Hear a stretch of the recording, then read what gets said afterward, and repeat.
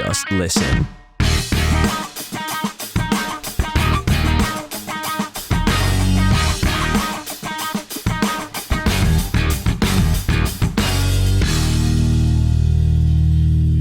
The average person on a Western diet today consumes roughly 80 kilograms of sugar per year.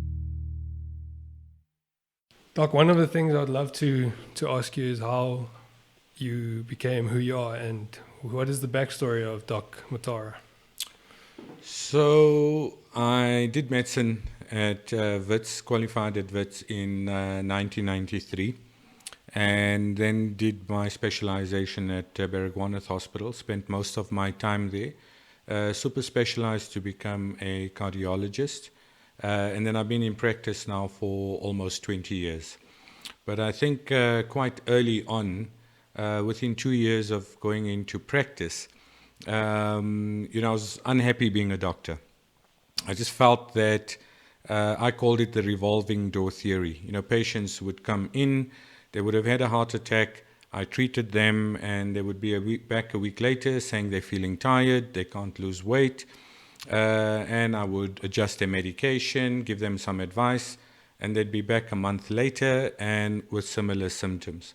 So I had very little job satisfaction after about 2 years being a cardiologist. It was great. We treated patients, we got them better, put in stents into their heart, but I just felt that something was missing, and then started researching and trying to understand that we really studied as organ specialists.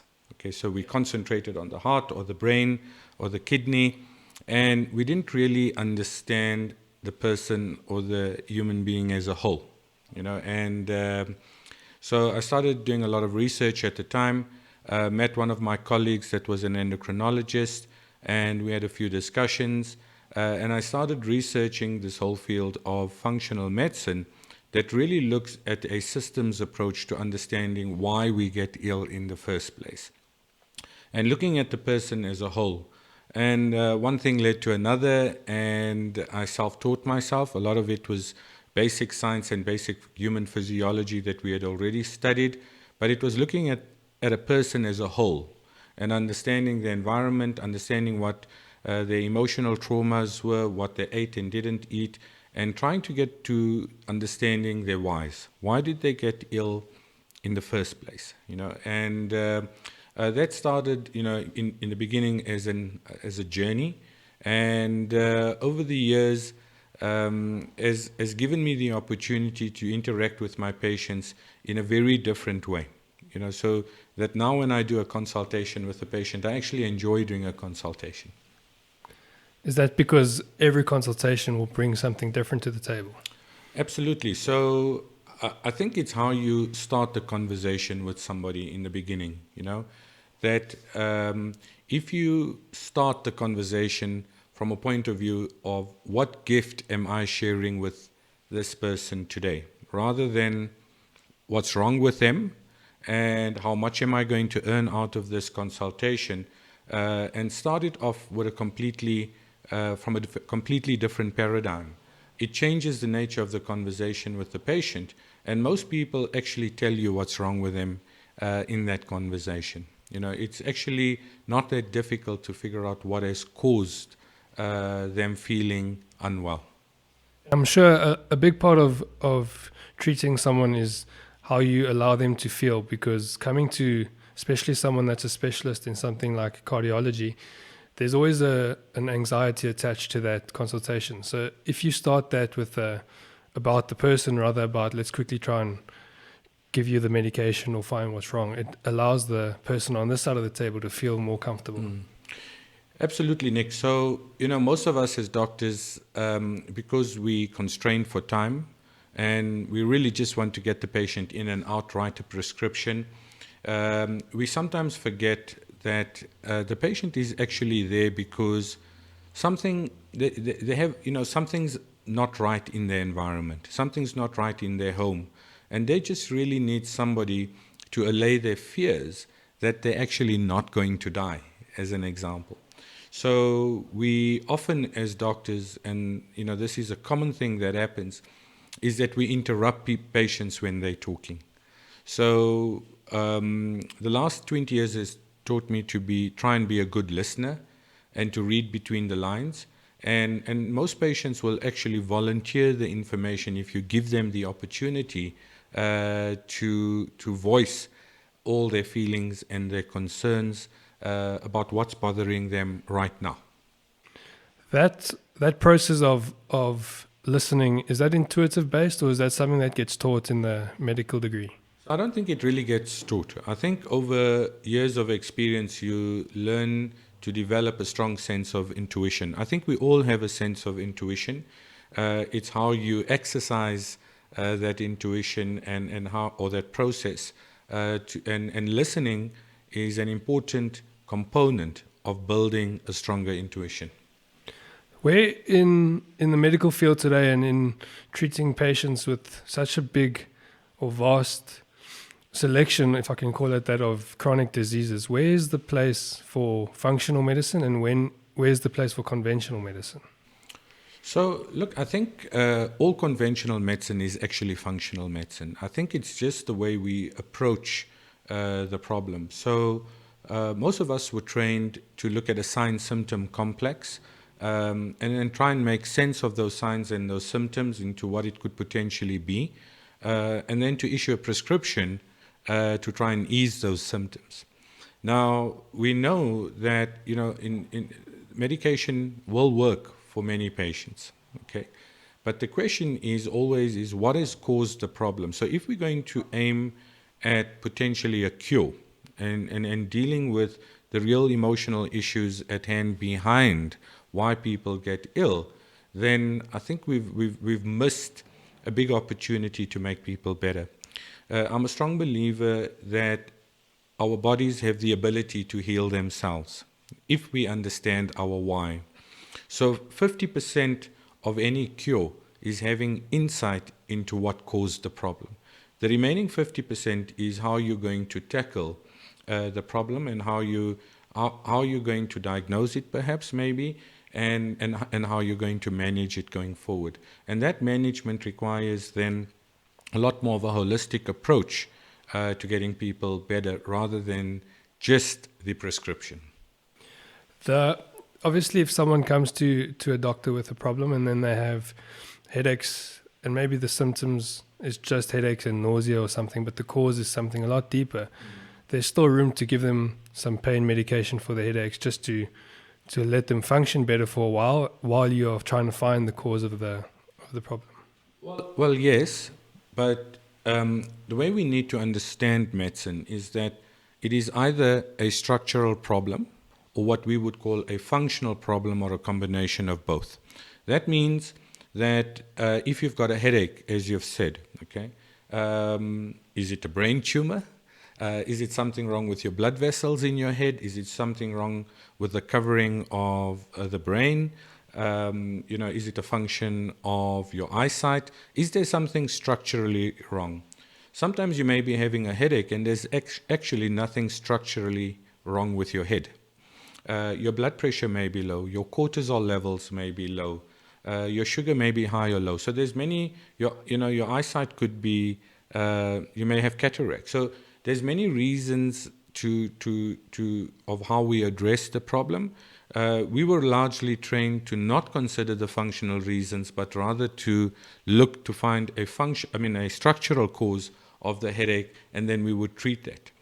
But for me, that's good, but it's also a disservice in the sense that we're not explaining to patients, giving them the cause or getting to the point of the why they have the headache in the first place. And often when you manage patients a little bit more holistically, and you give people insights into why they have the headache, you're able to treat it, cure it, and prevent it from coming back. My next question was the prevention part. So how important is the functional medicine in not only treating symptoms, but also in preventing causes in the future? So I think perhaps maybe what we need to do, Nick, is maybe go back and ask the reason. So why do people get ill in the first place? What causes us to be unwell, or that creates the dis-ease in our body? So for me, the way I look at it is to say, well, we see patients when they come to us with a sign or a symptom or signs and symptoms. Now, if you take it back a few steps right up to the beginning, and if you go back into the environment that people live in, so it's where you live. What type of, do you live in very cold environments, very hot environments?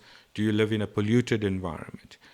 What do we eat? Or more importantly, what are we not getting in our food from a micronutrient perspective?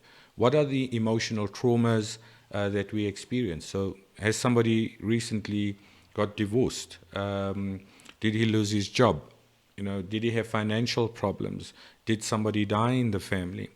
Then we look and say, well, are there potential toxins or pollutants in the work environment that we may be exposed to, or in our food that may be contributing to us being unwell? And then lastly, have there been any recent acute or probably chronic infections that we are exposed to that then influences what happens to our genes? Okay, this is called epigenetic phenomena, and we can talk about that after this. And then we switch on little light switches in our DNA called epigenetic phenomena that then triggers certain hormonal imbalances or drives inflammation, chronic inflammation in our body, or autonomic dysfunction. That's an imbalance in our nervous system. And these three big components then create the symptoms and create the signs of the disease. So when you understand the continuum of how we get ill in the first place, it actually becomes quite easy to identify the step at where you find the problem. So remember that everything in life is either cause and effect or action and reaction. So all of these are just effects. The actual cause lies in our environment in terms of what we get exposed to, what emotions are attached to these events in our life, and how we react to these environmental factors and emotions that then will influence what happens next. The autoimmune and the epigenetic issues that you see in your practice, has there been a rise in those over the past, say, 30, 20 years? Yeah, so I think if you look at post-World War II, okay, the number of all chronic lifestyle diseases just continues to rise at astronomical figures. Cardiometabolic diseases, heart attacks, strokes, cancer, autoimmune diseases, depression, anxiety, allergies. And then we really have to ask, so why is this so? Despite the fact that we have a very good modern medical system, okay, and with effective treatments in the vast majority of cases, why is it that the number of patients that we see with these chronic lifestyle diseases just continues to grow and grow and grow? So if you look in South Africa, for example, we have the highest rate of hypertension in the world, but Wow. we also have the worst control rate. We have an epidemic of obesity and childhood obesity, and we're going to get growing into an epidemic of childhood type 2 diabetes. Wow. So, why is there such massive amounts of dementia and what people would call Alzheimer's disease in Western populations? Why is it that 20 years ago we never saw heart attacks in black patients in our country? Why is there an epidemic of heart disease now from a point of heart attacks and vascular disease in our black population? What has changed? What is different? So for me, the idea is to go back to what we would call primordial prevention and try and get right back to the root cause of what we get exposed to in our environment. Now, if you look at it after 1950, what has really changed and there were a few things. One is the amount of sugar that we started to consume. The average person prior to 1950 maybe consumed maybe roughly 2 kilograms of sugar per year, mainly in the form of their fruit and their vegetables and honey and things like that. The average person on a Western diet today consumes roughly 80 kilograms of sugar per year. Wow. Okay, and our body needs to make sense of this sugar load. The second major issue that happened is that we changed our farming practices. Yes. So, from mass-produced food, fruit and vegetables that are in cold storage, artificially ripened, irradiated, and so on. And the fruit and vegetables that we consume today has very little of the essential micronutrients that our body needs to survive. And the third major problem is the type of fat that we are consuming today. So again, the amount of omega-6 fats, which comes from seed oils, vegetable oils like sunflower oil and canola oil and margarine, are exceptionally high in omega-6, which is a pro-inflammatory fat. It pushes up our cholesterol. It causes the inflammation or the microinflammation in our body. Omega-3, on the other hand, has the opposite effect in terms of being anti-inflammatory. So, and part of this whole fat story was that we were told to eat low-fat or fat-free diets. Now, that didn't really make any difference in terms of changing the number of patients that we have with chronic heart conditions and so on. So, for me, it's not necessarily that fat is bad for you, but the type of fat. A cow shouldn't be really eating grain. It wasn't designed to eat grain. It was designed to eat grass. So if you look at who's got the highest cholesterol levels in the world, it's not the Indians or the Jews or the Afrikaners, it's the Eskimos. Yet they have the lowest heart attack rate in the world. They consume whale fat, and the whales eat krill, okay, which is pure omega-3. They eat seal meat and they eat fish. Okay, so those types of fats are high in omega-3 and will actually drop your cholesterol levels and has anti-inflammatory properties. So again, we have to look at the reasons as to why. And then maybe, people are faced with different types of stresses today, and more stress. We are expected to conform. We are stressed from the time we get up in the morning till the time we go to bed at night. We never give our body a chance to actually rest, get enough sleep, and so on. And all these factors, it's never just a single factor. All these factors contribute to how we feel, and also, what will we be affected by. There's so many ways I can take this conversation out, because what you've done now is you've opened up a lot of different angles, and all of it very relevant to our health. One thing I would like to emphasize on is the importance of not only what we eat, but what we eats. Correct. As you said, the cow shouldn't eat grain and the corn and things they're eating. My fiance is a farmer, and she actually produces for Woolworths. And one of the ways they check where the Woolworths quality has been reached is the sugar levels in the vegetables, such as tomatoes and things. And one of the things I'd like to ask you is, has the sugar level in things like tomatoes and things also changed compared to what they used to be before 19? Yeah, that's very difficult to say, because every batch of tomatoes will be different. So it's not necessarily that fruit sugars and sugars in vegetables are necessarily bad for us. I think it's got to do with the sugar load that we get exposed to. So for example, if you had a burger, Coke, and a packet of chips, okay, it's the flour in the white bread, it's the omega-6 in the grain-fed meat, it's the starch in the chips, it's the sugar in the fizzy drink. So we expose our body to a massive sugar load at once, and our body again then has to react to this high sugar load. So we overproduce insulin that comes from our pancreas, and the insulin can only store so much sugar as something called glycogen within our fat cells and our liver and in our muscle cells. And when there's an excess sugar load, this excess insulin then takes the sugar and converts it into fat, which is then stored centrally in our bodies. These cells over time become more and more resistant then to the effect of the insulin, and it's a vicious cycle.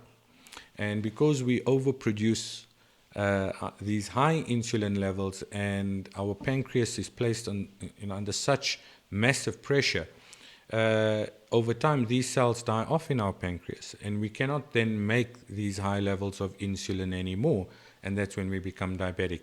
So that's just a very simplistic way of trying to explain that process. So remember that if you took a plate of food, the meat is the protein, the fat is within the meat and the oils that you would cook with, but everything else on your plate, from the salad to the vegetables to the starches, all become some form of sugar or sugar in your blood, and our body has to make sense of that. I think we also eat too much or too often, okay? That nowhere in our history, if you go back thousands of years, people did not eat 3 times a day with 2 snacks in between. So we consume large amounts of calories and the wrong types of calories from sugar and starch, and that's what really contributes, or one of the major reasons that contributes to us gaining weight and then subsequently developing all the complications of gaining too much weight. There's a stat that I read somewhere that says that the supermarkets are now almost 80% of the things on the shelves are processed and filled with simple carbohydrates and sugars and things. Is part of this reason for our epidemic in diseases, in a way, not our fault? It's what we've been presented, and buying grass-fed meat and organic vegetables is quite a hard thing to do. Absolutely. I mean, I think there's just too many people on the planet. Okay, so it's impossible to farm enough fruit and vegetables and grow food for 7.7 billion people on the planet if it is not farmed the way that it is currently farmed. Somebody would have to come up with a very innovative and unique way of growing healthy food, and therein lies a massive opportunity for people to think about that. So sugar, high omega-6, micronutrient deficient fruit and vegetables will definitely contribute to what we're going to get affected by and our risk for developing certain diseases.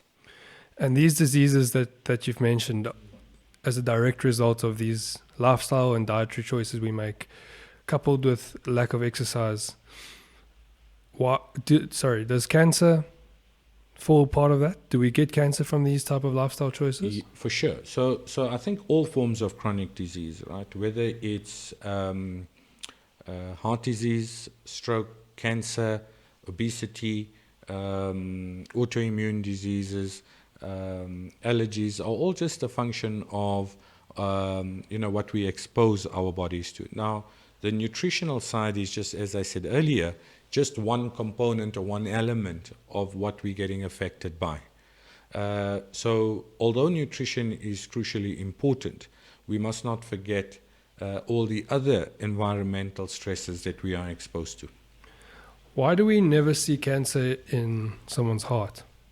So we do get cancer in the heart, okay? I mean, there are tumors that patients do develop in the heart, but these are rare and uncommon. So there, I think for us, if you look at men and women, then breast cancer and in women and prostate cancer are common. Colon cancer is common because it's what we eat, or what the state of our microbiome is, or the flora or the bacteria in our gut is. But again, the textbook of cancers may be this thick. A lot depends on what we, again, expose ourselves to in our environment and which light switches we switch on in our DNA that we get exposed to. And it's not just what we get exposed to in this lifetime, it may also be what our ancestors were exposed to. So if a light switch for breast cancer was switched on in your great-grandmother, for example, then that gets filtered down the generations, and you may be at a higher risk than for developing breast cancer. So when I think we're only beginning to understand our genes and how our genes relate to our environment, and I think this is the future of medicine, where we will be able to get cures for all these illnesses. The epigenetics phenomena that you've spoken about, we've started to look at that in terms of how you can influence the mind through changing your genetics, if you can call it that, or switching on certain genes. Is it possible to switch them off, or is it just possible to prevent not switching them on? I think you can switch them on and off. In fact, as we sit here right now, our genes are constantly in a state of flux. So let me go back a step and explain how this all works first. So we used to think before the entire Human Genome Project that we have roughly 120,000 genes in our DNA.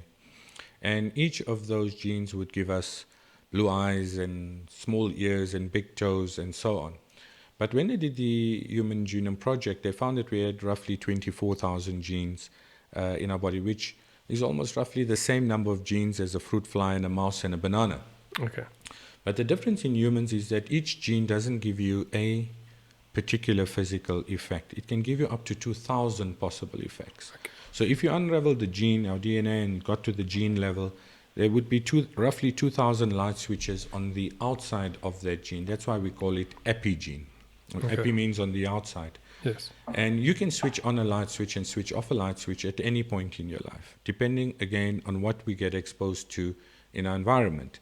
So the light switches that we were born with, or the code that we were born with, the genes stay the same, the DNA stays the same, but the light switches that are switched on and off are different as we grow and what we expose ourselves to in our environment. And this is why if you took identical twins and you put one in the Sahara and one in Siberia, over time they would look different and their bodies would react differently. It's not to mean that their genetics is not similar. It just means that based on what they get exposed to in the environment, from extreme temperatures to what they eat and don't eat, and the emotional traumas and toxins and infections that they get exposed to, would influence how their body would react to it. So in one way, you can switch them on when you exposed to either positive or negative influences in our environment, but at the same time, like you switch them off, that you do have the ability to switch them off, if they've been switched on. And this is probably why people get miracle cures from cancer. Nobody can really explain how did they cure themselves? What did they do differently? So if you took liver cancer as an example, right? I mean, if you switched on the light switch for liver cancer in your body, it's not switched on in just one cell. It's switched on in all the liver cells. That's why all the liver cells are now potentially cancerous cells. So the cure would largely come in future in terms of understanding what the sequence is, or where the light switches are in our DNA that are switched on for liver cancer, and if we're able to switch them off through whatever mechanism, then that's when we develop the cure. So is a disease like diabetes reversible, in other words? So it depends on which type of diabetes you're talking about, right? So I think if you get the lifestyle form of diabetes, and if it is picked up early enough, and you fix your diet and your lifestyle, then potentially this is reversible and it can be controlled. Okay, and I think in future we will be able to cure diabetes. Okay. So there's a genetic form of diabetes, and then there's the lifestyle form of diabetes. So lifestyle diabetes is not difficult to treat, but it's often difficult because people have to make difficult choices in terms of what they eat and don't eat, and how much they drink, and how much movement and exercise they have, and what they do from a mind perspective. How do they deal with it from a psychological point of view? Do you then have a team of different practitioners around you, or that you connect with, because it's such a vast sure field? So look, I mean, I still enjoy practicing cardiology. I think the heart is not just a pump. I mean, I think it's the seat of all emotion, and it's fascinating because I get referred many patients who don't really have a heart-related problem. to have a look and to try and figure out, what's creating their dis-ease in their environment. So it's been a fascinating journey. We do work very closely with dietitians and psychologists, breathwork practitioners, endocrinologists, and so on. So it depends on each patient, what they present with, and who they need to see. So I see life that there's many gates on the top, and it doesn't matter which gate you come through. You may come through a dietitian, you may come through a psychologist, you may come through a reflexologist, you may come through a family practitioner. But ultimately, the body doesn't react differently. The body reacts in exactly the same way to all forms of stress. Okay, so they may end up with me, or they may see another doctor. They may see a priest. They may see a rabbi. They may see a psychologist. So many people will find their answers through many different people. Before I change tracks a little bit, one more question on the nutrition. The way we cook our food, does that play a role in this at all? Yeah, I think we tend look. You're taking micronutrient fruit and vegetables and protein, okay, and you then overcooking it. So it's already the micronutrient content is less, okay, and then we tend to cook it to death. Yeah. All right, so that we eating healthier, but we're starving in the face of plenty. All right, so the saying goes, "You are what you eat," as you said earlier. If the cow eats the grain and you eat the cow, you become the grain. Yes. Okay, so I've got patients, for example, that diabetic patients, that when they eat commercial beef and chicken and eggs, their sugar levels are always not controlled. But for example, if they ate karoo lamb, or if they ate game meat as a protein, their sugar levels are controlled. So although people assume they need to go onto a high protein diet, like if they're diabetic or if they're overweight, it also depends on the type of protein that you're consuming. Is there a specific diet that you would recommend to people, or is it change for every individual? So it may be, I think for me, when you look at nutrition and diet, there's probably one way of eating that may need to be modified from a calorie perspective, depending on what's wrong with you. So for example, if you're diabetic or non-diabetic, diet should be actually quite simple. I think we need to eat less, perhaps maybe once a day with the odd snack. I think we need to eat anti-inflammatory foods. Okay, so more fruit, more vegetables, things like curcumin from turmeric.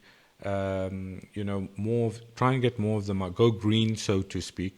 Limit the amount of animal protein to roughly 5 to 10% of our total meals, not 5 to 10% of every meal. Okay, and then perhaps if you can get plant-based protein, if you want to go that way. High omega-3 rich fats, reduce the amount of omega-6 considerably in our diet. And yeah, I think trying to get to that balance of eating healthier, eating less, but making sure you're eating the right type of fat, the right type of sugar, and the right type of protein. The eating once a day thing comes down to fasting periods. What does that do to your body besides the calorie deficit that you're going into? There are many benefits of intermittent fasting. I think, if you go back thousands of years, we didn't sit down at a table and have, as I said, 3 meals a day, 2 snacks, and have a fridge full of food. So for me, we had to hunt for our food, so we had to move and run to hunt for our food. And food was probably in scarce supply, so some days we ate and some days we didn't eat. And we ate grass-fed animal protein, or we had seeds and nuts and berries and fruits. We didn't have refined white bread and sugar and starch. So, but we were also active and we burnt off the excess calories.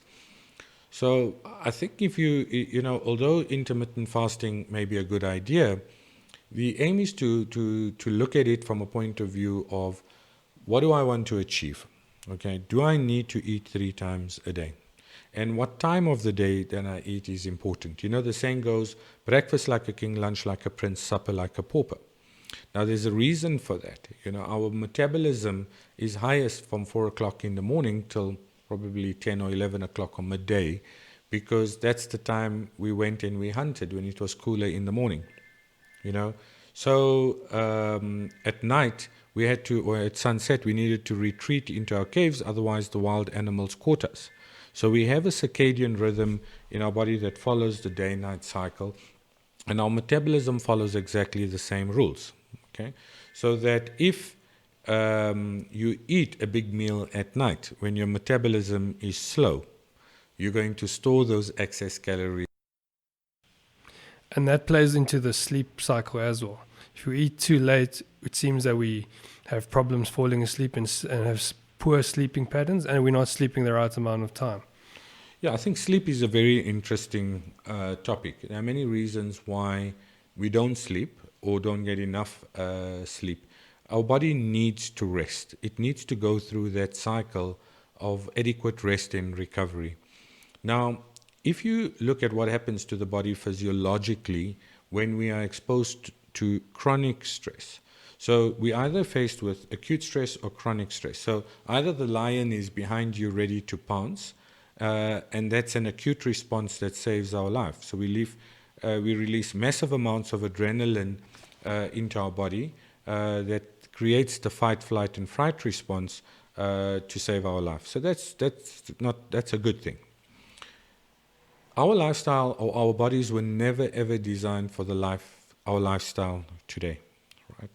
We are faced with chronic stress from the time we get up in the morning till the time we go to bed at night. So our adrenaline levels are not sky high, but somewhere here in the middle. And that demands that your anti-stress system has to constantly keep pace with these higher adrenaline levels.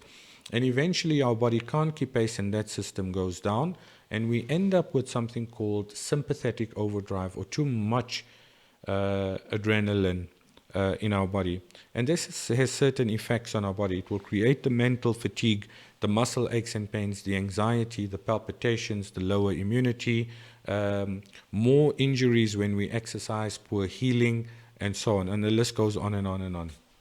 So this excess adrenaline that's floating around in our blood then will also prevent us from sleeping, because at a brain level, you're constantly awake. Your body doesn't want you to fall asleep, or you fall asleep, but you have an interrupted sleep, or you don't have a deep enough sleep to recover.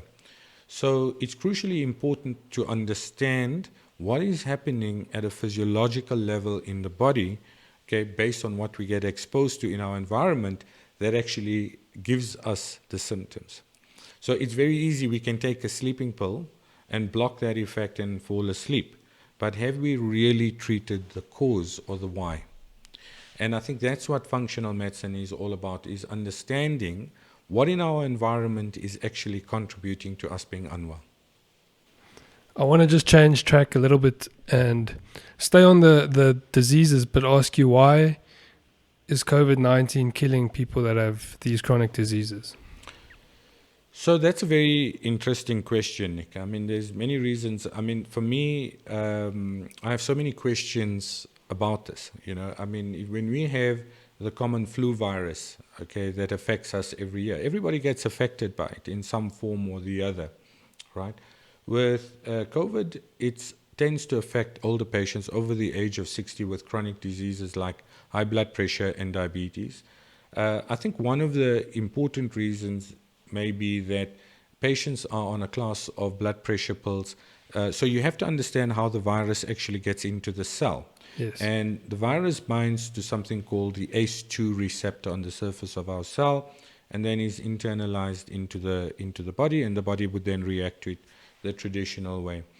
Now, when we're on certain medications, particularly some classes of blood pressure pills, the number of these receptors increase or are upregulated on the surface of our cells. So perhaps what is happening is that it's the viral load again, Okay. rather than the actual virus. and that gets into the system, and then the body's perception of that is, well, I need to go to war with everything that I have. And you have a massive inflammatory response in response to a high viral load, and it's the massive inflammatory response, or what people refer to as the cytokine storm, that actually then damages the lung, damages the liver, damages the heart, creates the clotting, and subsequent to all the subsequent effects of that. I think for me it's very unusual or strange that younger people and adolescents and children may be exposed to the virus, but they don't really get any major consequences. The vast majority of people are asymptomatic. So we have to ask the question then, why is it that some people react in one way and the vast majority of people don't react or at all? We don't even know that they've had the infection. So there are some studies to show that your blood group plays a role, so that people with blood group A are at higher risk for developing severe corona infection versus blood group O, where it has a protective effect. What would be the mechanism there? Sorry to interrupt. Again, it's maybe gene based. Okay. In the ABO grouping system that we have. The recent studies have also shown there's some very interesting recent work that has been done on glutathione. Yes. Okay, that shows that patients who have severe corona infection have very low glutathione levels. Now, glutathione comes from things like fresh fruit and vegetables, and that may be the reason why we tend to have more of these flu-like illnesses in winter, when we're not eating or not having enough fresh fruit and vegetables in our diet. So glutathione as a substance or as a chemical has potent antiviral properties, anti-inflammatory properties in our body, and may not prevent you from getting the infection, but may reduce the likelihood that you get a severe infection. So there's some interesting work that's coming out now, more and more of the publications. So the other big issue is why are we not yet perhaps seeing massive amounts of death and severe infections in our HIV population? So if it's all related to our immunity, then the vast majority of patients with HIV that are immunocompromised, have lower immunity, should be getting a more severe infection. And we're not necessarily seeing that. Perhaps it's too early in our country. Remember that our demographics are very different to other countries around the world. We have the highest rate of HIV in the world. So we estimate that between 20 and 25% of our population may be HIV positive, but we only really know about 7 million people that have been tested.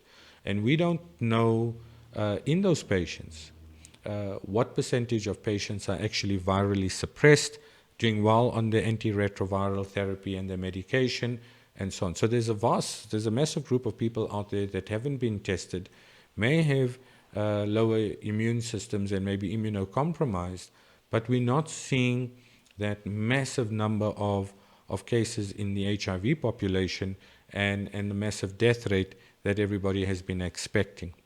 So again, we need to ask why. Why is this so? Okay, and perhaps HIV patients are getting COVID-19, but because their immune systems are weaker, they're not getting the severe inflammatory response that people who are HIV negative are getting. So there's a lot of interesting angles to this whole coronavirus. I don't think we fully understand all of it just yet, and I think it may take us or take that medical community a while to fully understand how this virus affects us, how does it get into our system, and what are the reasons for some people being affected versus other people not. One of the studies that I've seen along with the glutathione is on vitamin D. Yes. And obviously that we get from the sun. There's a chronic case of deficiency in vitamin D around the world, is what it seems like according to this study. Is that something that could also be looked at as a possible way of lowering your chances of getting severe symptoms? Yeah, so vitamin D is interesting because, I mean, we live in a sunny country, but the vast majority of people are vitamin D deficient. Remember, you also get vitamin D in your food from eating oily fish and dairy and so on. So, again, if you take things like salmon, it's all farmed salmon, it's no longer wild salmon. Yeah. Okay? And you are what you eat. So, take vitamin B12. The vast majority of people that we see have suboptimal to deficient levels of vitamin B12. And these are just two common ones that we test. So for all of us, as I said, we eat healthier. We're having more fruit and vegetables, but we're not getting enough of the micronutrients that we need to get in our food. And our body then has to react to these deficiencies. And it's that reaction over long periods of time that actually makes us unwell. Is there a case then for supplementation of these vitamins and minerals? Yeah, so again, this is controversial. I think we need to get to the point of, and pretty soon we will have the ability to do personalized nutritional assessments and figure out what's actually missing in our bodies and supplement it in a little bit more of a scientific way. The danger is you walk into a pharmacy and every natural product makes a claim and we start overdosing on it. So we end up with what I call expensive urine when you don't really need it. So I think the idea is to do it to do it from a point of moderation and trying to get lots of fruit and vegetables and eat what is the fruit that is in season. Look to see what has been grown recently and still has sand on its roots and so on. And avoid eating processed fruit and vegetables that have come from all over the world and have been irradiated and been in cold storage for long periods of time. And then in terms of corona and COVID, zinc, vitamin D, vitamin C, quercetin have all been shown to have beneficial effects in terms of our immunity. So once again, they do not necessarily prevent you from getting the infection, but may boost your immunity to allow you to have a milder infection. So if there's a person listening to this that wants to know what is the best way for them to decrease their chances, would something like an IV drip with glutathione, vitamin D be a good option, or is it just the diet that they should look at? So I think, again, it's difficult to say that everybody needs intravenous glutathione. And I think we could get that by eating as fresh as possible. In certain high-risk groups of patients, perhaps intravenous glutathione may have a role to play, okay, in terms of, and intravenous vitamin C for that matter, and vitamin D orally through supplementation, okay, and zinc orally should be sufficient. If you cannot get to intravenous vitamin C, then oral vitamin C, oral zinc, oral vitamin D would be more than sufficient. How many IUs of vitamin D would you recommend to someone that's just trying to keep a good maintenance? So again, as I said to you, I mean, we can test vitamin D levels, and your supplementation or the amount of vitamin D that you need would largely be dependent on what those levels are. Okay. So some people are more deficient than others, and we just have to be careful not to create vitamin D toxicity without actually realizing what's going on. Okay. So at the moment, getting into the sun as much as you can is the best option. Yeah, spend time in the sun. As I said to you, eat lots of oily fish and look for natural sources of vitamin D. There are vitamin D supplements at low doses that are available off the shelf that you can use, but it may be worthwhile testing your vitamin D levels to see how low. How do we test that? Is it It's blood a simple test? blood test, yeah. Okay.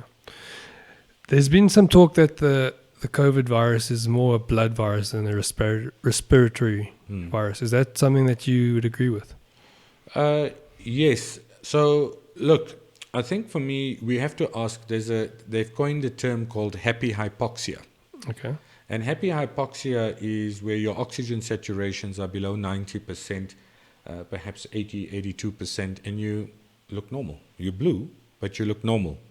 Or you're talking. Yeah. Now, that's not what we would normally see in many people when their oxygen saturations are low from a pneumonia, as an example, okay? often those types of patients would need to be on a ventilator already. I mean, they'd be huffing and puffing away. So there are suggestions that the virus affects our red blood cell in a very particular way to limit its ability to carry oxygen in the blood. Okay, so it's not necessarily primarily a lung infection like a pneumonia. You may end up with the consequences of that. But initially, as the virus gets into the bloodstream, it may, as I said, drive this inflammatory response, damage or affect our red blood cells, similar to, and this may be the reason why the anti-malarial tablets work, because the malaria parasite also infects the red blood cell. Okay, so and then your body's always trying to react to something that's going on in the body. Yeah. Okay? It doesn't just happen that way. So it's this massive inflammatory response that the body goes to war with, trying to kill the virus or kill the effects of the virus and trying to heal you, that actually then creates the severity of the corona infection. And the lung may be infected but doesn't necessarily get damaged initially. I think it's the massive inflammatory response that damages our lung tissue, makes it more leaky, fluid moves into the lung tissue, it then makes it harder to get oxygen in. And what we do know that early on in this pandemic in other countries, they've elected to ventilate patients too early, and the ventilation itself is an additional form of pressure or volume trauma on the lung. So if you do that in an already inflamed or damaged lung, it makes the whole process worse. Okay. So what we know now in hindsight from the experience of many other countries out there is that ventilation should be your last resort, going onto a ventilator. External ventilation without necessarily having to put a tube down may actually work a lot better and prevent a lot of that trauma to the lung. And what we're finding is that patients actually there's a higher recovery rate in those patients. That was my next question. Was the ventilation, because there was a big rush for ventilations, almost like an arms race for ventilators in the world, and then suddenly there's started to come one or two cases where they said the ventilator actually didn't help the patient. Now we're in a point where we think that the ventilators could actually do additional harm. So if a person is offered a ventilator, because I think in the hospitals they may still offer them quite early, is there a way to say no to this? Or no, I don't think it's a question of saying yes or no to it. I think it's what is appropriate for each patient. So depending on the severity of what's going on in our body.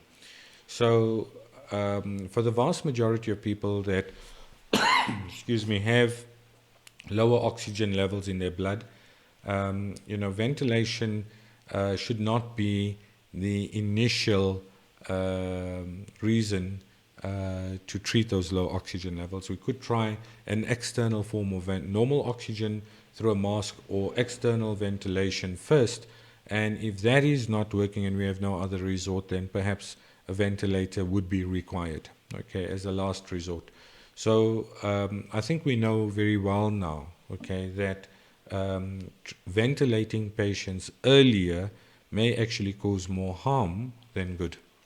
What is the connection between type 2 diabetes and the red blood cells in the lungs or something like that I overheard Tim Noakes speaking about that? Is there something like that?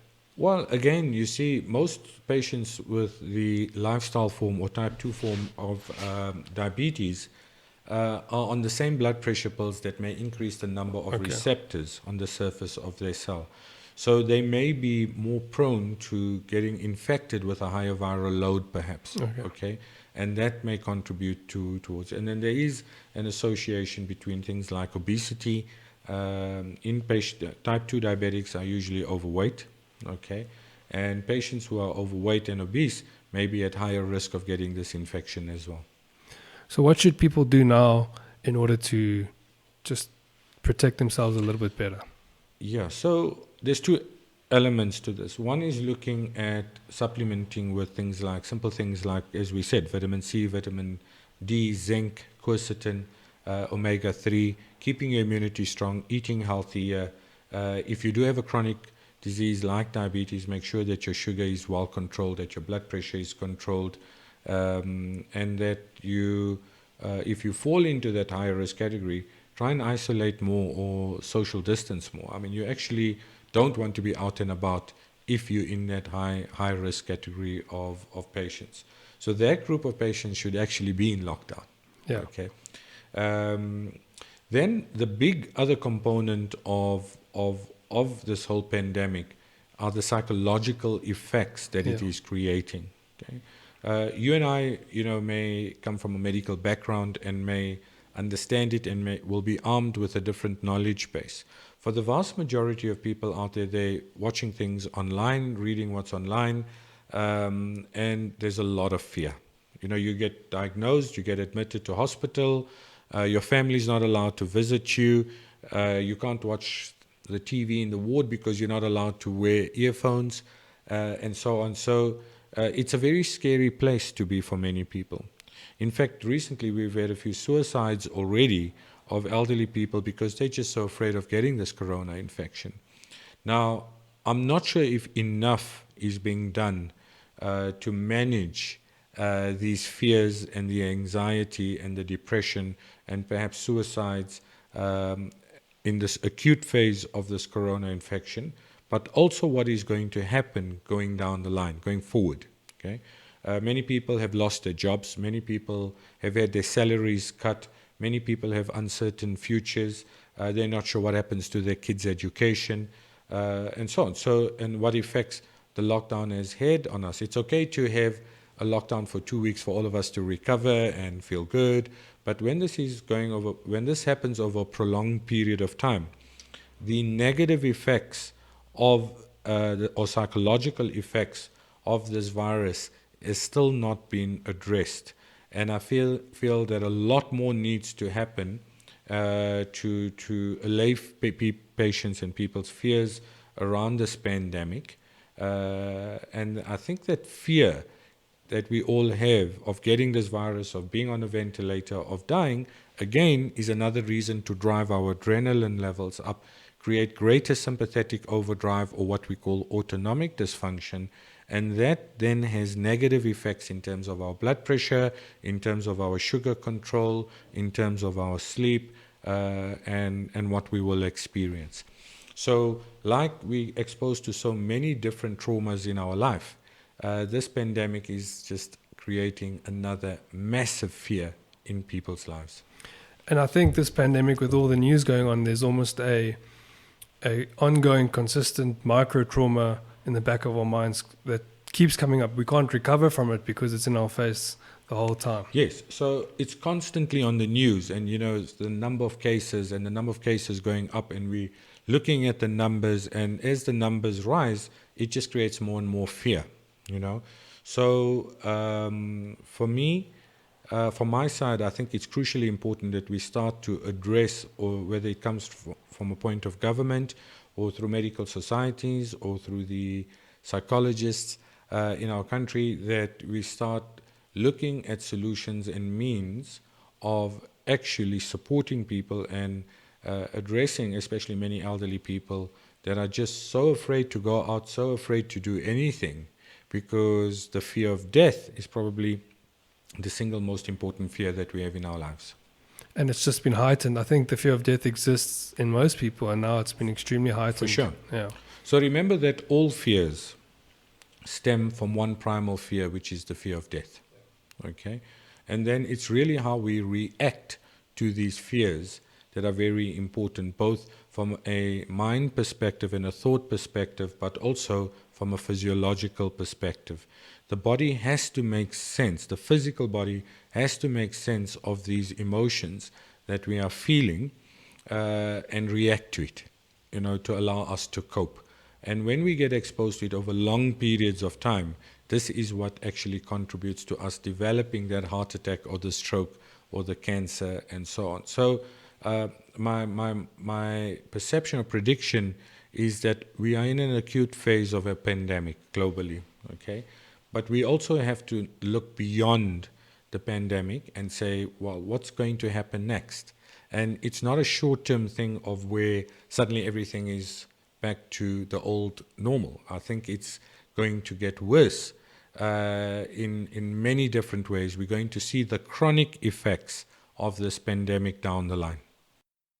The case for more fast food being eaten in this period of time because people are scared to go to the shops and things. And now that McDonald's and those drive-thrus are open, I shouldn't mention one, but all of the fast foods. And we do know that a lot of anxiety can be caused by a problem in our gut health and our microbiome. Yeah, so the microbiome is actually very interesting, and I think billions of euros and dollars have been spent trying to understand our microbiome. So if you look at the human body, we roughly, on average, have maybe 60 trillion cells in our body. Of that, only 6 trillion are human. The rest are viruses and bacteria and other things. Okay, so the microbiome means or refers to the sum total of the genetic material of all these other viruses and bacteria in our body, and they have a beneficial role to play in terms of protecting us. Okay, we get exposed to thousands of viruses every year, and our microbiome is essential to ensure it's another layer of ensuring that our immunity is strong and our body can cope with what we get exposed to in our environment. Now, when you take an antibiotic as an example, an antibiotic cannot distinguish a good versus a bad bacteria. Okay, it kills billions of bacteria in your gut, and then you get bad bacterial overgrowth and yeast or candida overgrowth in our bowel, and the candida cannot then digest certain foods and get it into a form that allows our body to absorb the micronutrients. So we over-sanitizing our hands, with alcohol, and now we understand methanol in a lot of the products, and methanol is toxic. So simple soap and water should suffice. But ensuring that you've got a healthy microbiome is probably another crucial step in terms of ensuring a strong level of immunity in our body. I just want to touch on that quickly because I recently had to do a course of antibiotics for a tooth infection. Tried to not do it, but I think the dangers were too vast. And that led to about a period of 2 weeks where I had extremely upset stomachs and anxiety and just a quick bout of depressive thoughts and emotions. Luckily, I understand those things a little bit from my background, but I have a friend that recently went through the same thing to a point where he had thoughts of harming his mom and couldn't understand where these thoughts were coming from. So antibiotics and the role it plays in firstly in the gut and the microbiome, but also in the amount of dangers there are attached to it. Can you speak a little bit about that? Yeah, so look, I'm not saying antibiotics are necessarily bad. Sometimes you need an antibiotic. It's how we use the antibiotic, okay? So the standard thing that happens is you see a doctor, you get an antibiotic for a throat infection, okay? That will then create a thrush in a woman, and she may get a urine infection, okay? And then we say, well, maybe this antibiotic didn't work, so let's try a more broad spectrum antibiotic. And we kill off a lot more bacteria, and what happens is you develop overgrowth of candida, and we're eating a lot of sugar, so the yeast love fruit sugar and sugars, so they multiply at a massive level in our gut. The candida then tries to get into your bloodstream through the bowel wall. So your immune system on the other side of that wall is now chronically activated to prevent that yeast from getting into your bloodstream. And remember that our immune systems were never designed to be chronically active. You're supposed to go up, fight, come down, rest, go up, come down, fight, down, rest. So it's like you going to war, let's say, against Namibia with all your soldiers. But now you've got another war against Zimbabwe and Mozambique and everyone else, and you don't have enough soldiers left. So all that happens is your immune system is trying to overwork to try and prevent this yeast infection from getting into your bloodstream, but is weak elsewhere. So you get another ear infection, or you get a secondary throat infection, or you get a skin rash or an eczema flares up. Okay, so it's a vicious cycle.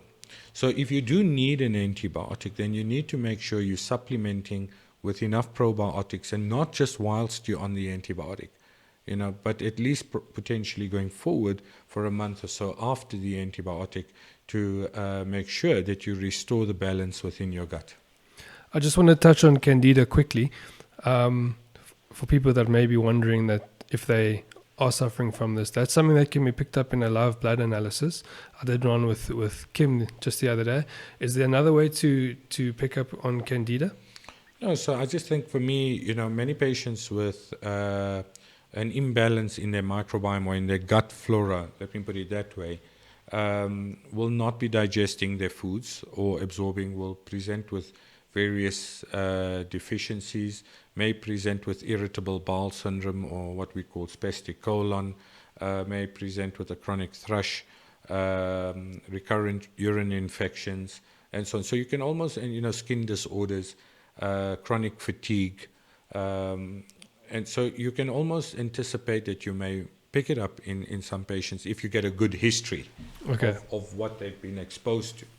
And it's easily correctable, if you understand the problem. Okay, it can be managed.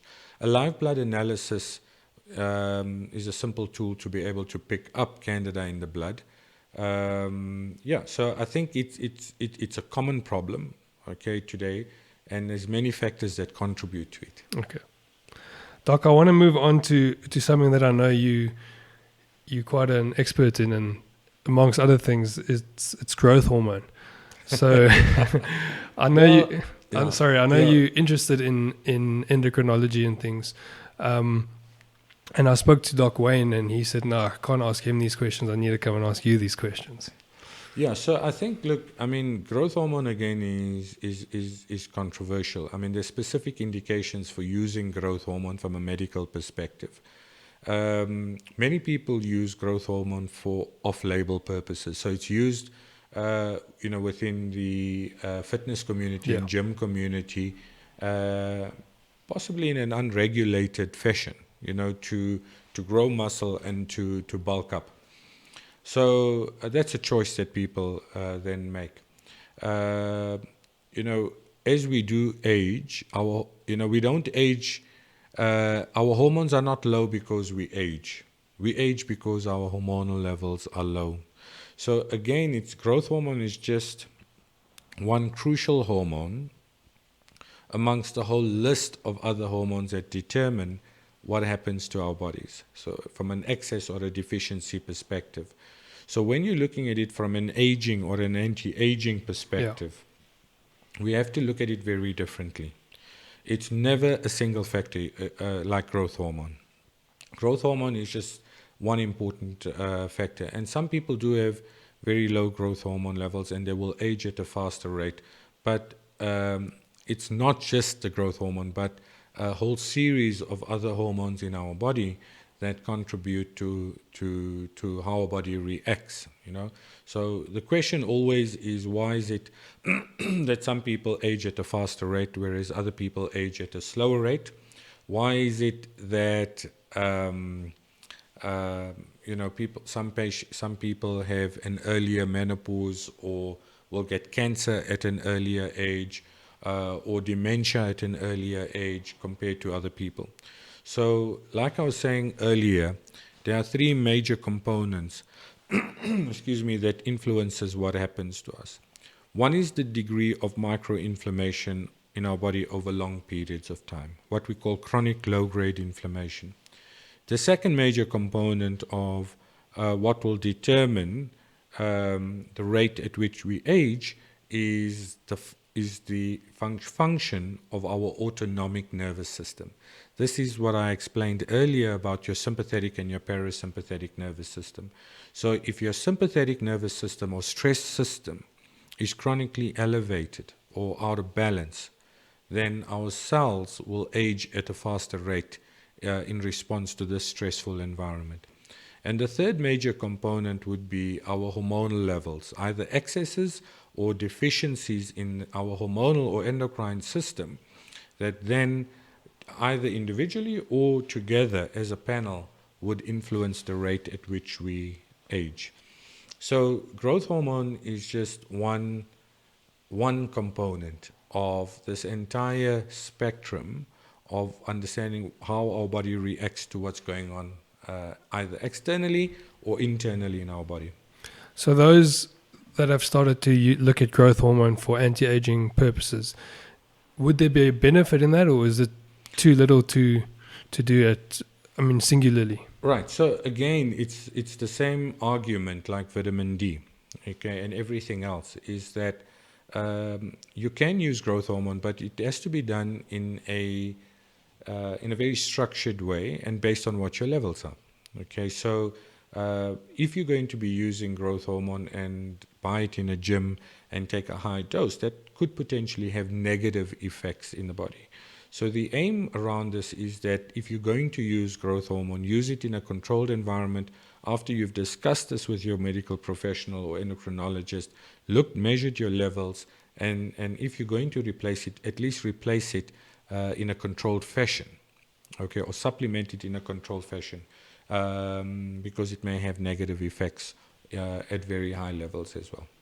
What are some of the negative effects? Well, we know that growth hormone may create, for example, a similar effect to an athlete's heart. It will thicken the muscle in your heart. There's some controversy around whether when we have cancerous cells in our body, if using very high growth hormone levels may accelerate cancer growth, and so on. So it does make you feel good. I mean, people love growth hormone, but again, it has to be done in a very controlled fashion by people who know what they're doing. Yeah. I have a little bit of a theory about kids playing sport at school, and Wayne has directed this theory towards growth hormone, where I always thought that the schools that play rugby, for example, with boots on from grade 1, 2, and 3 almost, like in the southern suburbs in Cape Town, there's a clear distinction between the sizes of those kids at the age of 13 and the pole schools or the Joburg schools or Free State schools that play barefoot their whole lives up until high school. And I thought maybe the muscles in the foot and the ankles not developing properly is related to the growth rate of those kids. But Wayne says it's all got to do with growth hormone and what they're eating. So what would your take be on why kids from certain schools are distinctly smaller or bigger than kids from other schools? So remember that, again, stature, short stature, tall stature, has a huge genetic component to it. Okay, if your parents are short, more than likely you're going to be short as well. So the genetic component. Then there's other factors, again, environmental factors. So nutrition plays a key role. Psychological trauma and stresses at an earlier age may affect the level at which we grow. And then largely, again, in terms of what we're eating today, all right? Remember that many of the foods or the proteins that we consume, the commercial protein, may have growth hormone or growth factors, okay? Let's not say growth hormone, but growth factors in our protein. And that may also be contributing to kids being bigger, some kids being bigger, depending on what they're eating.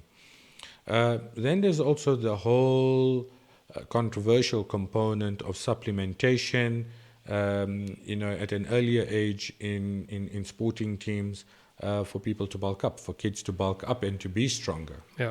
So steroids, growth hormone, insulin, all these types of steroid-based products that then allow you to bulk up, okay, and to grow bigger. There's been a bit of a trend in the things you've been saying regarding finding the balance that works for you. I want to just move that quickly to exercise, maybe as a way to end off, because this is more related to the heart and cardiology.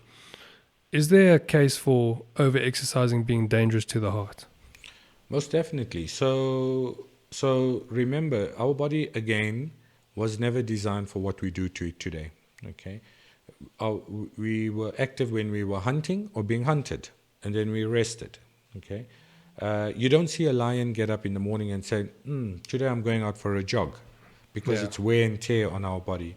So I'm not saying that exercise is bad for you. No. I'm saying It's the type of exercise and the frequency of exercise that we do and the stressors that we place on our body, and whether there is adequate rest and recovery between it.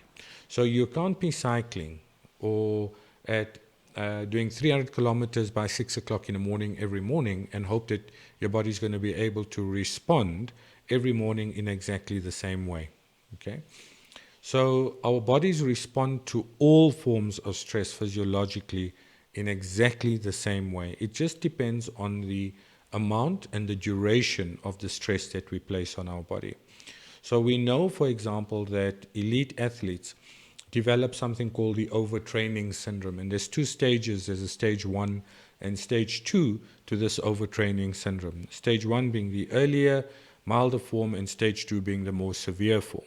And again, I mean, when you have the stage 2 of this overtraining syndrome and your body's out of balance, you're more likely to get a viral infection every time you go in gym, or you're more likely to get injuries with poor healing and poor recovery, or you're more likely to have a lower exercise capacity, or your body would respond in a very different way. I mean, you're not going to be performing at the same pace and the same performance levels every single time.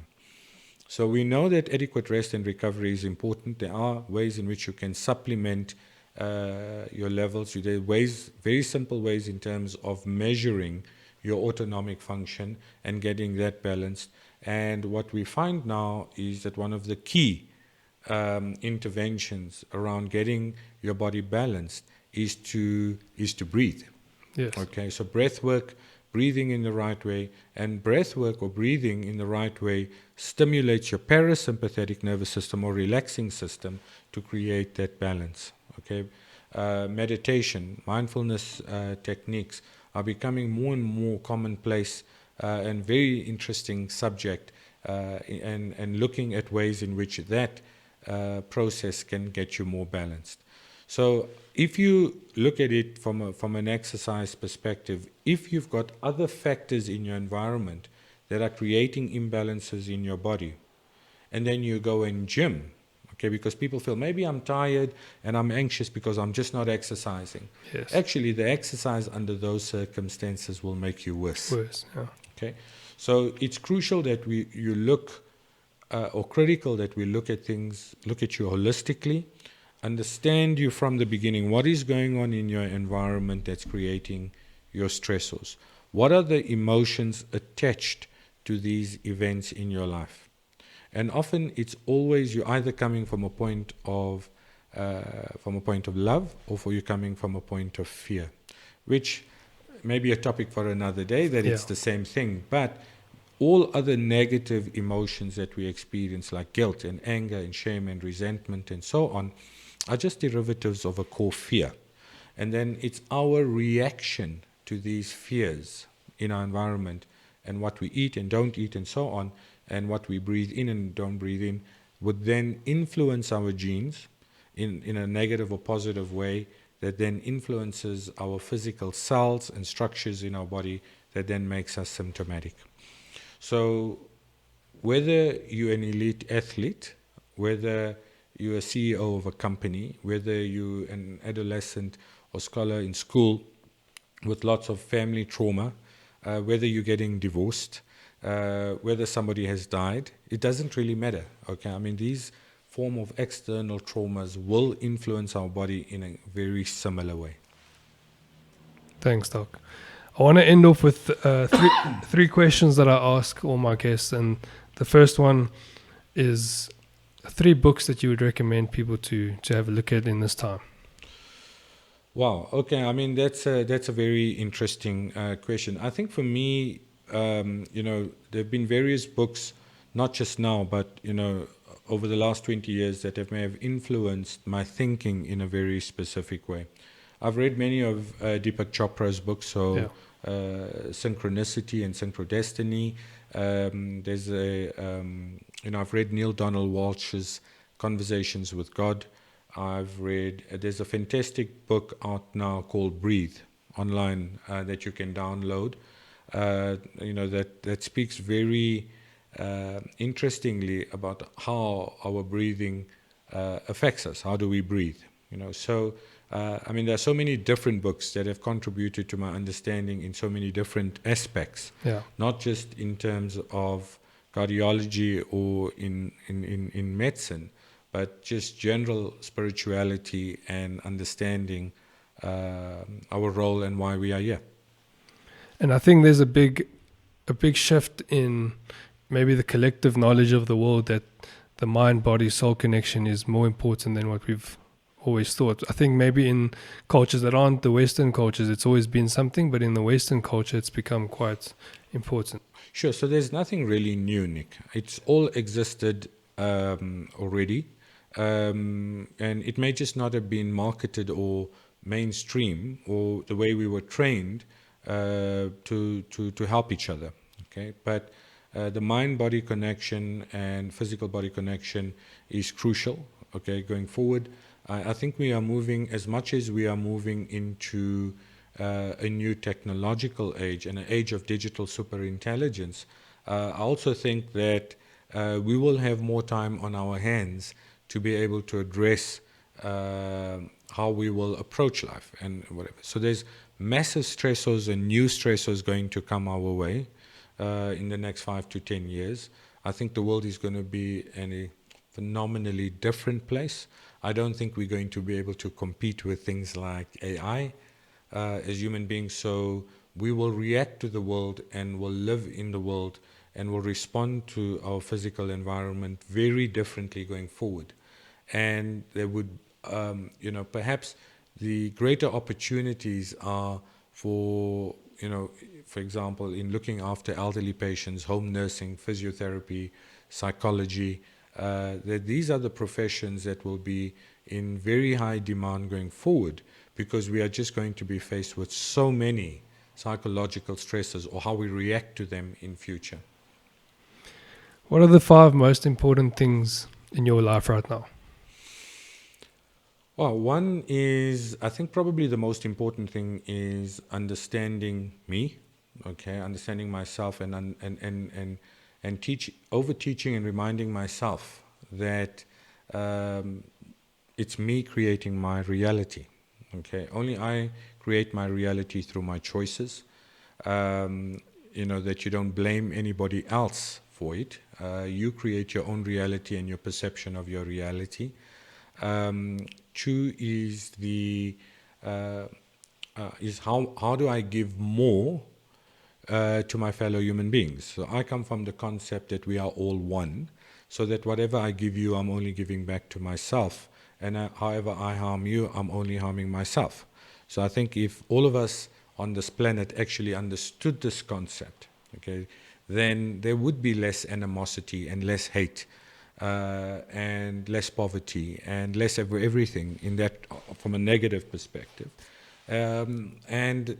It's exceptionally liberating when you understand this concept, okay, that we are all one, and that if we start off from the concept of giving our best and giving of everything that we have, or giving from ourselves to everybody else, that we could have a very different world, okay? So now it's racism. Tomorrow it may be sexism. The next day it's something else, So there's constant separation and constant division, but before you can ask somebody else, because it's nobody doing anything to you, okay? You are experiencing it yourself. So I think for me, it's how do we get people and everyone else to understand this concept, that before you can not be a racist and before you can not or experience your perception of racism, is that you have to find that inner strength within yourself and understand that you are absolutely perfect the way that you are already, okay? These are important things for me. I mean, in terms of understanding myself and how I exist in the world and what my role is in the world. Thirdly, family is important, and how do I bring up my kids that will participate in a very different world, to be emotionally strong enough to deal with the different stressors that are going to be coming that way. Okay. Um, important for me would be to climb more mountains. Oh, yeah. I love climbing mountains. You just can't travel now. And getting out into nature and experiencing the beauty of nature while we still can. Yeah. And then, lastly is how do I give this? How do I teach this? How do I give this away to as many people as possible? I've had the blessing and the luxury of having been in a profession like medicine that gives you the opportunity of meeting different people every day in your life.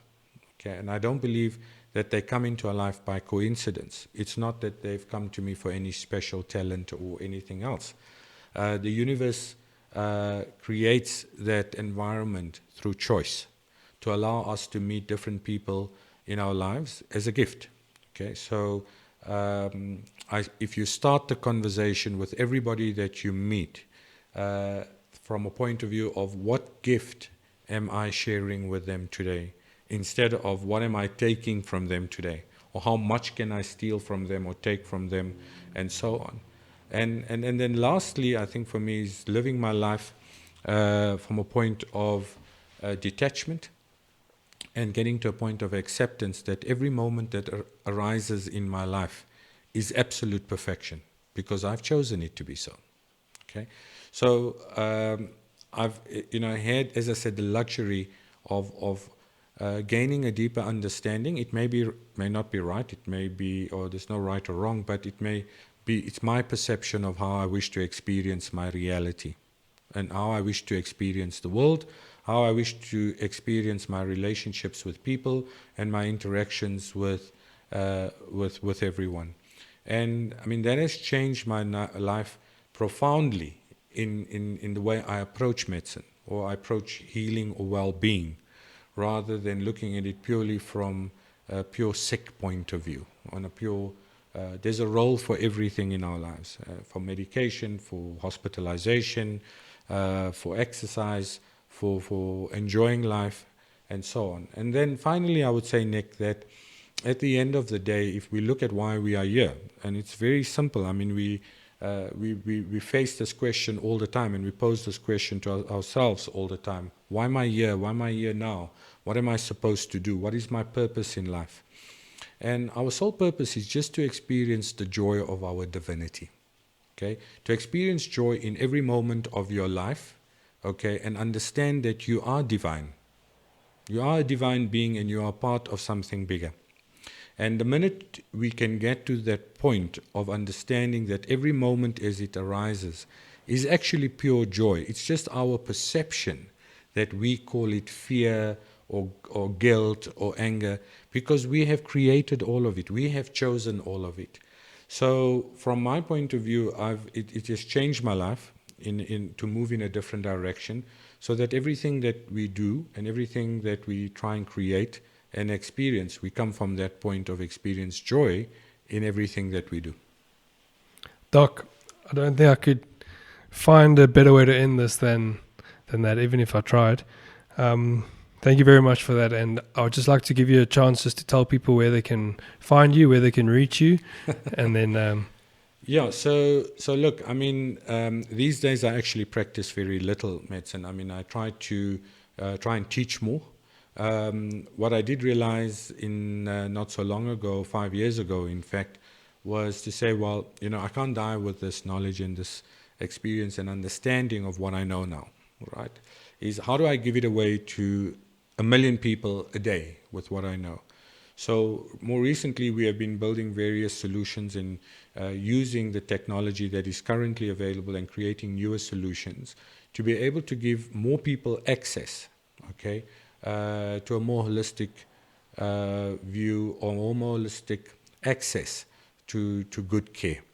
We are never going to have enough doctors, you're never going to have enough hospitals, you're never going to have enough nurses to be able to look after everybody on our planet. So these days I spend more time teaching, I spend more time talking, I spend more time designing various solutions and trying to get it into a digital space that allows us to access as many people as possible, to at least be able to give them access to some form of support or answer to the questions that they have in their minds. All right. Thank you so much, Doc. I can't thank you enough actually for your time and your knowledge. And I'm sure there's so much more that we didn't even touch on that you would like to share with the world, as you've said now. And we'll definitely do this again and hopefully reach as many people as we can with this. So thank you very much. Thank you very much, Nick. It's been awesome chatting to you. Thanks. Thank you. Cool.